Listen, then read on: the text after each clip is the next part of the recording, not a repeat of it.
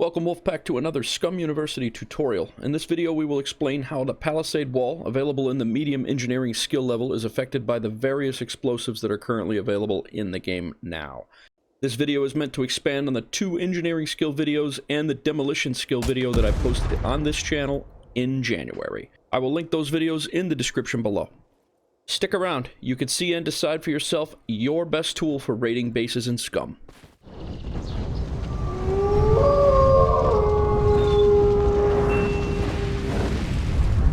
I have received several questions regarding the best explosive or weapon to breach a base wall. We have done several live tests and demonstrations on our Wolfpack server on a few live streams when the darkness interferes with the quality of the live stream. Typically when we move over to the Wolfpack server, the chat is very involved in what they would like to see, but unfortunately, unless you're watching up to 4 hours of a live stream, you may not see that content.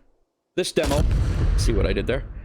We'll show you how and to what extent each explosive will damage a wooden palisade. All tests are done with the same character, and that character is set to an advanced demolition, and all the wall components are built with an advanced engineering skill. I have laid out the test areas so each of these segments is a 20 by 20 X or a plus symbol. We will be placing each of the explosives in one of the corners. We will start by placing 1, and then we will be going to 5. From there you can do the math on exactly what you need to do. I chose this X configuration so you could see if there's any damage that passes through the wall if the wall is not destroyed. In between each test, I will be repairing all base elements. That way all the tests are accurate. Also note that a Claymore is a directional charge and it will have a lot more damage on one side than the other.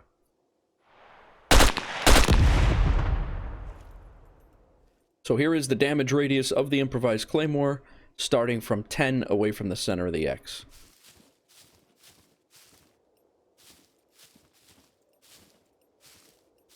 Varies between 90 all the way down to about 65. The other side of the wall is undamaged because this wall did not collapse.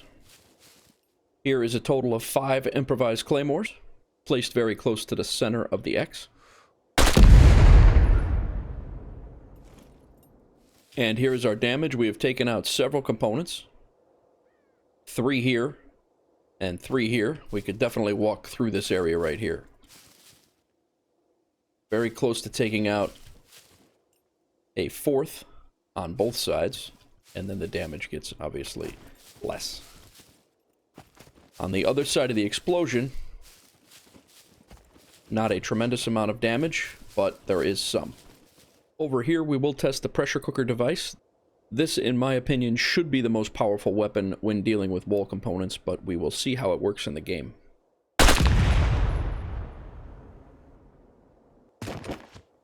Well, it is powerful against personnel. Let's check out how powerful it is against the wall components. We have retrieved our stuff. Let's check out the wall damage. That huge explosion that killed me on the tower back there did barely any damage on the wall components. And here is the other side of the wall. 100%. There is 0 damage on the other side of the wall component. We've ranged the distance using a sniper scope. We are about 43 to 44 meters away from that wall. Keep in mind that if you're trying to detonate a pressure cooker device from that distance, that you're going to die. We're probably going to die again, but I have to do this for this test. It's in the name of science.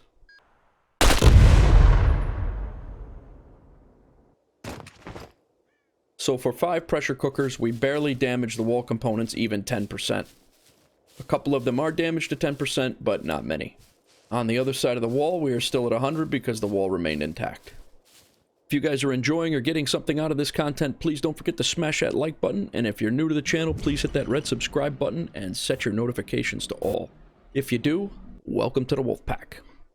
Our next test is the hand grenade test. We're going to try and toss this hand grenade into that corner as accurately as possible and as close to the wall as possible, and we will check and see what the wall damage is from there.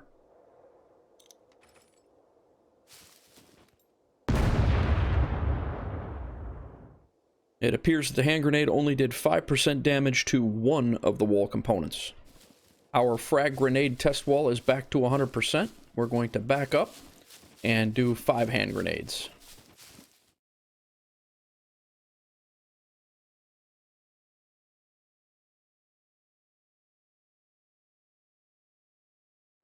After 5 hand grenades, the most damaged component is down to 87%, and then it goes up from there.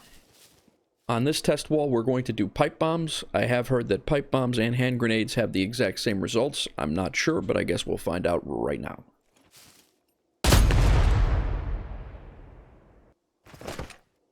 I couldn't see the pipe bomb from the guard tower, so I had to come over here and shoot it. Again, in the name of science, we died, and here we are. Let's check the damage.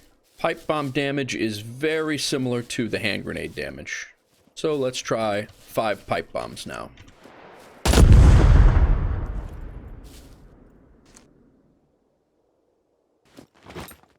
It's a race until we bleed out. Cannot see those pipe bombs at all. Hopefully we don't bleed out.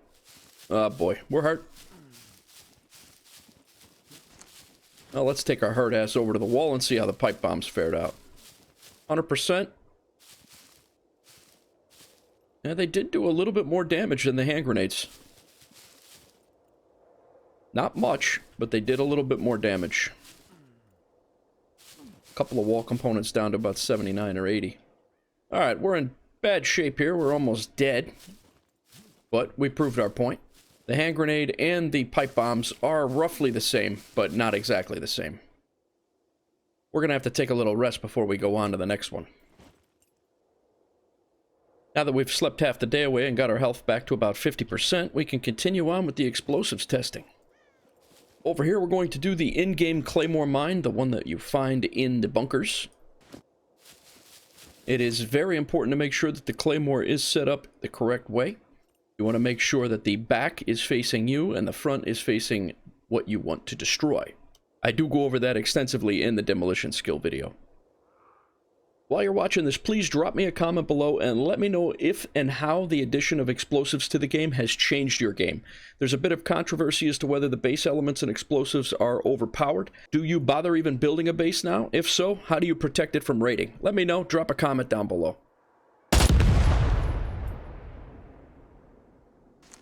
Alright, so next up are the Claymores, the test of 5 Claymores.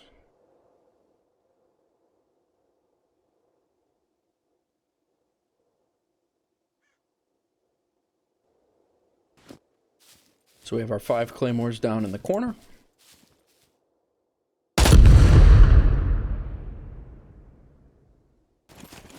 This looks like a very similar result to what we had with the improvised Claymores. 5 definitely gives us a walkable hole in 2 different sections of the wall. Next up is the large AP mine. First we'll do 1.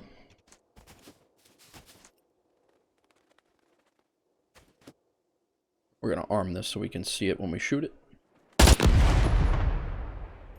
The large AP mine actually did a little bit of damage. It looks like we got about 11 or 12 on a couple of these components. We've repaired the base wall back to 100%, and the next up we will have 5 anti-personnel mines that we will place here in the corner. We will arm one of them so we can see them through the gun sight.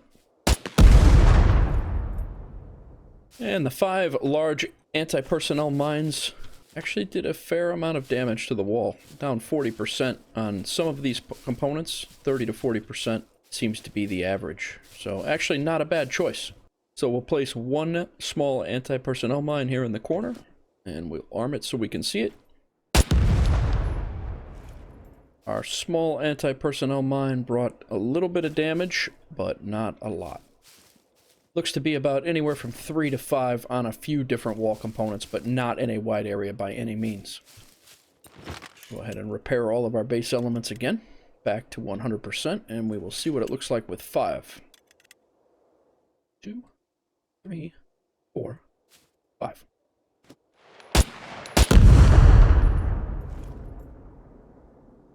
So 5 small armor-piercing mines did do anywhere from 10 to 20% in damage on the medium walls.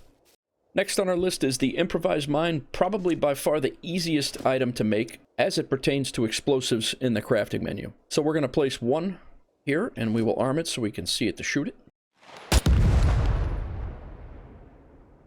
Seems to be very similar to the small anti-personnel mine, anywhere from 3 to 6% across a few wall components, but not a very large area by any means. So we're going to go ahead and lay 5 of these down and see how we work out.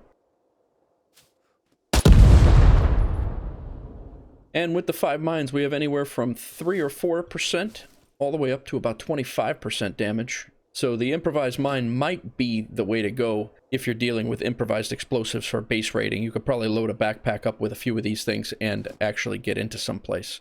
If you haven't checked out the predecessors to this video, make sure you go check those out right now. Those links are in the description below. If you're just getting back into SCUM, you haven't played in a while, and you're noticing that a lot of things have changed, check out the playlist popping up onto your screen right now. Please don't forget to leave a like if you got something out of this video today. And if you're new to the channel, please hit that subscribe button and set your notifications to all. Keep an eye out for a future video where we test all of our explosives that we tested today on various base building elements. If you're new to SCUM, check out the SCUM University tutorial series popping up onto your screen right now. Click either one of those playlists and we will see you over there.